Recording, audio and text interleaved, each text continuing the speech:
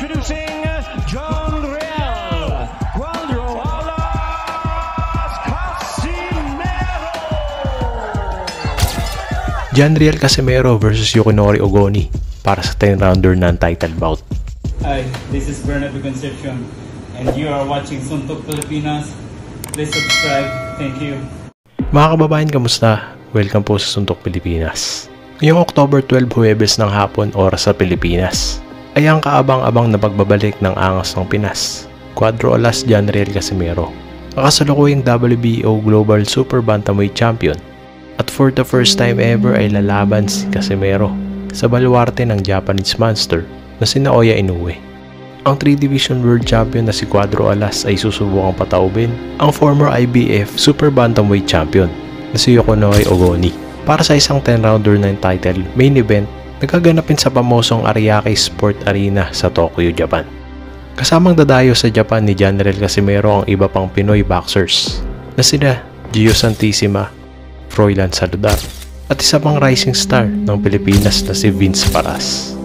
Ang 34 anyos na si John Real Casimero ay matyagang tinatrabaho ang pag-akyat sa rankings ng Super Bantamweight Division para sa kanyang inaasam na pang-apat na world title sa 4 na division at para sa ganun ay tuluyan na mag-cruise ang landas nila ng dati pang karibal na si Naoya the Monster Inoue. Nakasalukuyan naman na may hawak ng WBO at WBC Super Bantamweight Championship. Magugulintang nakuha ni John Real Casimero ang WBO Global Super Bantamweight title kontra kay Philippus Ngitumbua dito mismo sa Pilipinas, matapos magwagi via unanimous decision noong Mayo 13, taong 2023. At ito ay ang pangalawang panalo ni John Real Casimero sa Super Bantamweight.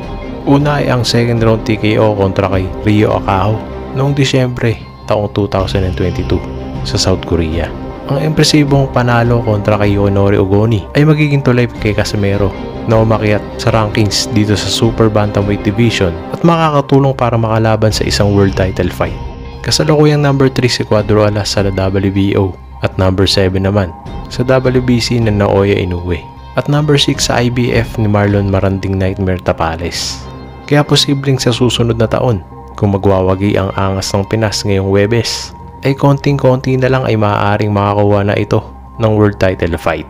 Kaya naman sobrang importante ng laban na ito para kay Cuadro Alas John Real Casimero para magtuloy-tuloy ang daan para makaharap ang isa sa sinasabi ngayong one of the best boxers sa mundo na si Naoya Inoue.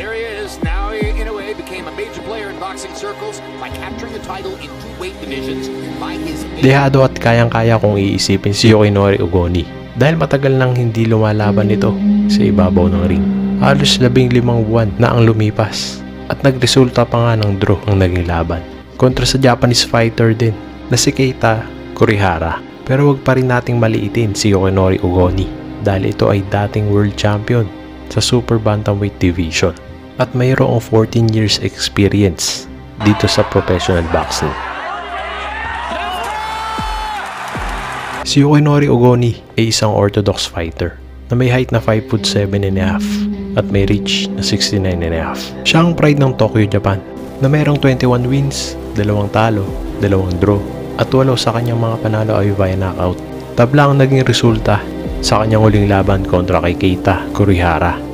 Si John Real Cuadro Alas Casimero, batang ormo, ay kasalukuyang 34 years old, may stance na orthodox at may height na 5'4". At ang kanyang reach ay 64.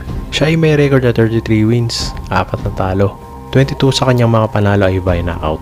At wagi sa kanyang huling laban kontra kay Philippus Ngitumbua via unanimous decision at nakuha ang WBO Global Super Bantamweight title. Kaya ibigay natin ang 100% na suporta para kay John Real Casimero at magpatuloy ang paglalakbay patungo kontra kay Naoya Inoue. Huwag niyo po kalilimutan mag-like, mag-subscribe at mag-comment sa ating channel. Salamat po.